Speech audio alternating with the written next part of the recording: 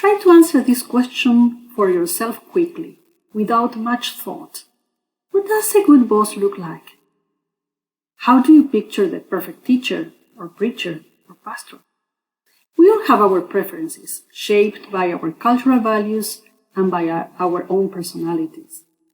The interesting thing is that nobody is right or wrong. We are just different because cultures are different. In an increasingly diverse world, at the time when most of our educational institutions, classrooms, and churches are becoming more diverse and multicultural, we hope this session can contribute to reflect and dialogue about this relevant matter. In this session in particular, we will deal with one cultural value, power distance.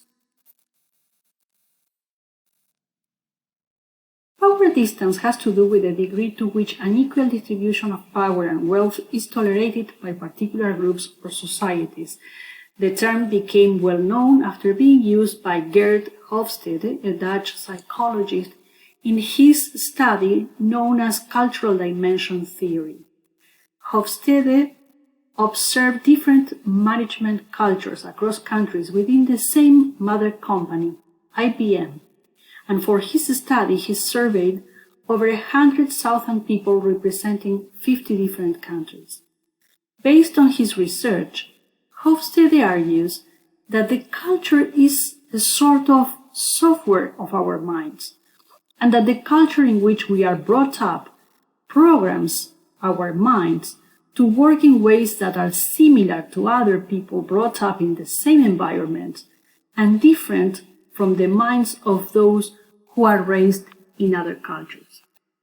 Hofstede focused on the study of culture in work environments, but he argued that his findings also apply to other institutions within a culture, including families and schools, and of course we can say churches too.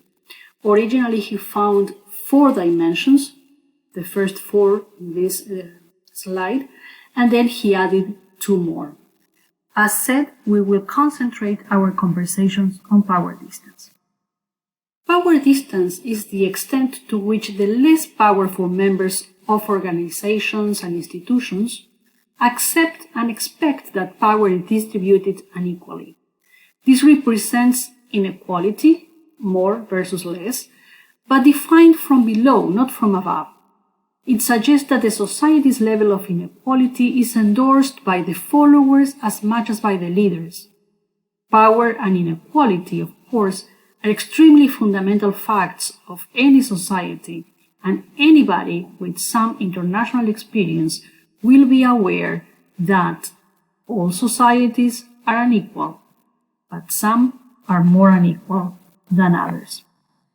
To measure and compare the level of power distance across nations, Hofstede created an index called PDI. When a country scores low, small or low power distance, it means that the culture leans toward egalitarianism. When a country scores high, large or high power distance, it means that the country leans towards a hierarchical society. This graphic shows a comparison, and as you can see, the majority of the countries lean towards a more hierarchical perspective, even though with a wide range between those countries who scored lower and the highest in the world, Russia, Mexico, Malaysia.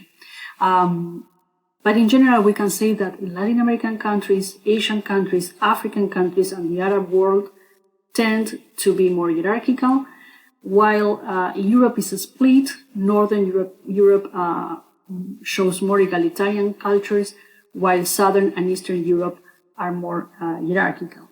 Yet the United States scored 40, which means that the American culture in general leans towards egalitarianism. In general, these two perspectives contrast a lot in terms of how people deal with real matters. Inequalities in high power distance cultures are accepted and need no further justification, while in low power distance cultures are minimized. In high power distance cultures, pyramidal structures are common, with many layers between the top and the bottom of the organization, and both managers and subordinates, yes, I'm using this language, consider each other to be existentially unequal.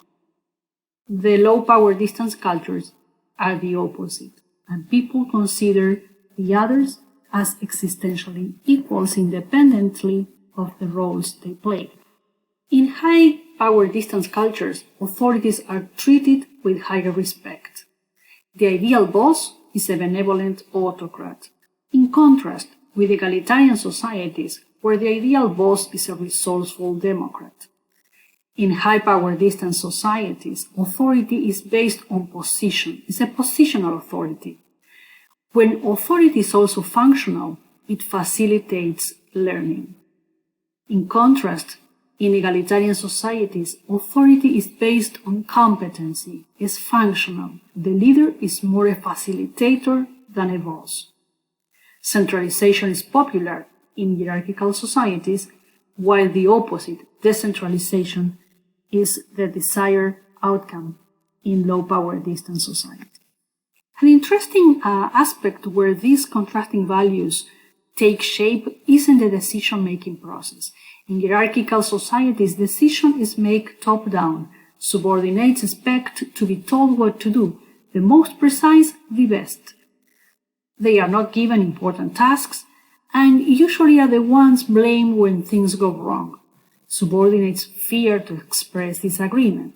In contrast, in egalitarian societies, decision-making seeks to build consensus. Subordinates expect to be consulted, are entrusted with important assignments, and the blame is either shared or often accepted by managers and supervisors. Subordinates are encouraged to share their insights and feedback, even if they disagree. The interesting thing here is that this study also correlates power distance with collectivism. And the United States, in this case, presents a particularity, that is a country that tends to be egalitarian, but is the highest in terms of individualism. And the combination means that sometimes here decision-making could be more top-down, not because of the power distance perspective, but because of individualism and certain amount of pragmatism.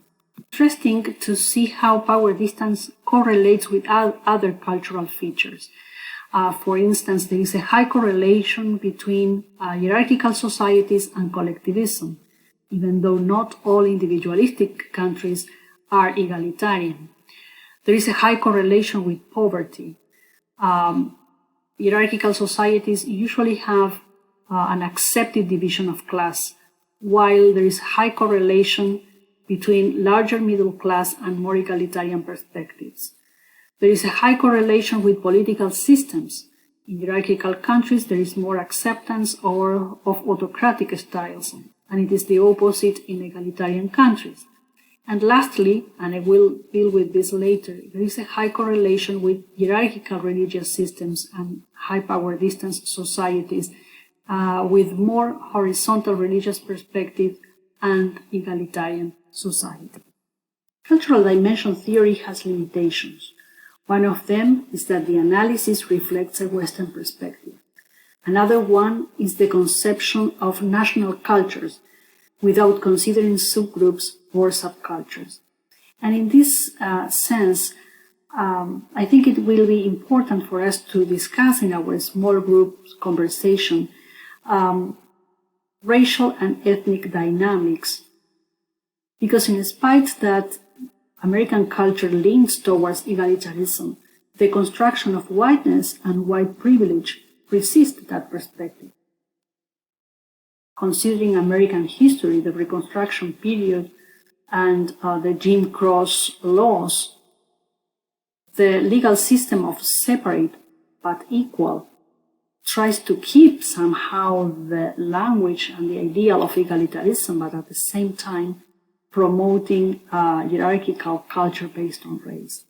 These are all very important topics in our context today, in addition to other perspectives with other minority groups. There are several interesting topics to discuss in our groups related to how power distance work in our organizations.